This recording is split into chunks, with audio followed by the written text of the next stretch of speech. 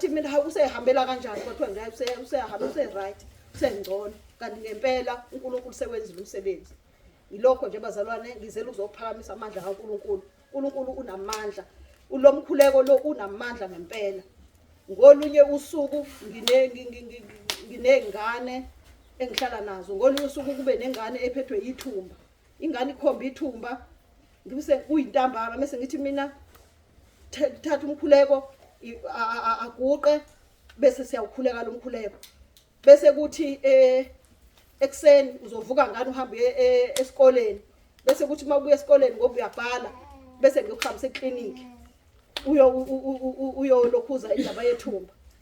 Nangempela misibuya ingane ngakusasa iyafika ingane ngithi mina selinjani ithumba othi ngibona ithumba bese ngithi ngiyabheka ithumba akusekho lutho ngazi ukuthi nje beqamba amanga ungazi ukuthi into ebingakaze ize ibe khona.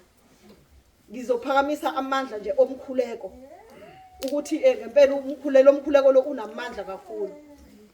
uJesu Kristu inkosi.